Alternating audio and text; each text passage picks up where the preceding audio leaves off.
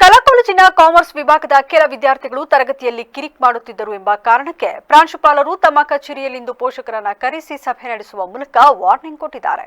ಈ ಬಗ್ಗೆ ಸುದ್ದಿಗಾರರೊಂದಿಗೆ ಮಾತನಾಡಿದ ಪ್ರಾಂಶುಪಾಲರಾದ ಇರ್ಷಾದ್, ಕಾಲೇಜಿನಲ್ಲಿ ಕೆಲ ವಿದ್ಯಾರ್ಥಿಗಳು ತರಗತಿ ನಡೆಯುವಾಗ ಇತರ ವಿದ್ಯಾರ್ಥಿಗಳಿಗೆ ತೊಂದರೆ ಕೊಡುವುದು, ಪಾಠ ಮಾಡುತ್ತಿದ್ದ ಬೋಧಕರಿಗೆ ಕಿರಿಕ್ ಮಾಡುತ್ತಿದ್ದ ಹಿನ್ನೆಲೆಯಲ್ಲಿ ಇಂದು ಪೋಷಕರನ್ನ ಕರೆದು ಸಭೆ ನಡೆಸಲಾಗುತ್ತಿದೆ.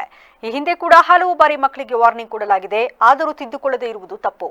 ಪಾಠ ಮಾಡುವಾಗ ಶಿಕ್ಷಕರಿಗೆ ಕಿಚಾಯಿಸುವುದು, ತರಗತಿಗೆ ಬಾರದೆ ನಡೆಯುತ್ತಿದ್ದರೂ ಸುಖ ಸುಮ್ಮನೆ ಓಡಾಡುವುದು, ಹೀಗೆ ಮಕ್ಕಳ ಬಗ್ಗೆ ಹಲವು ಆರೋಪಗಳಿವೆ.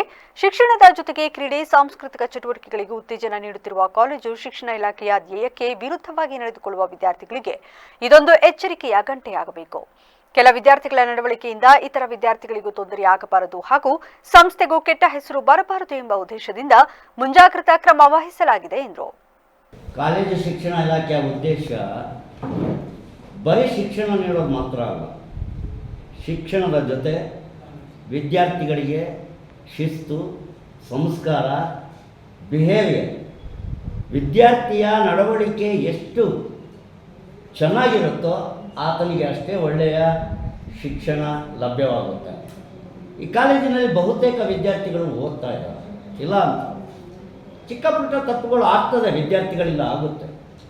ಆದರೆ ಆ ತಪ್ಪುಗಳು ಆದಾಗ ನಮ್ಮ ಅಧ್ಯಾಪಕ ವರ್ಗ ಕೂತ್ಕೊಂಡು ಅವರನ್ನು ಕೌನ್ಸಿಲಿಂಗ್ ಮಾಡಿ, ಅವರನ್ನು ಕರೆಸಿ, ಅವರನ್ನು ತಿಳುವಳಿಕೆ ಹೇಳಿ, ಅವರು ಅದನ್ನು ಕೇಳದೇ ಇದ್ದಾಗ, ಅದನ್ನು ಮತ್ತೆ ಅವರು ಅದೇ ರೀತಿ ವರ್ತಿಸಿದಾಗ ಅವ್ರ ತಂದೆ ತಾಯಿ ಎದುರುಗಡೆ ಅವ್ರನ್ನ ಕರೆಸಿ ಕೂರಿಸಿ ಮಾತನಾಡ್ತಕ್ಕಂಥದ್ದು ಒಂದು ಪ್ರತಿ. ಇದನ್ನು ಕೌನ್ಸಿಲಿಂಗ್ ಅಂತ ಹೇಳಿ ನಾವು ಕರೀತೀವಿ. ಆ ರೀತಿಯಲ್ಲಿ ಕಾಮರ್ಸ್ ವಿಭಾಗದ ಒಂದು 4 ವಿದ್ಯಾರ್ಥಿಗಳಿಗೆ ಇವತ್ತು ಅವರ ಪೇರೆಂಟ್ಸ್ನ ಜೊತೆ ಕೌನ್ಸಿಲಿಂಗ್ ಮಾಡ್ತಾಯಿದ್ದೀವಿ.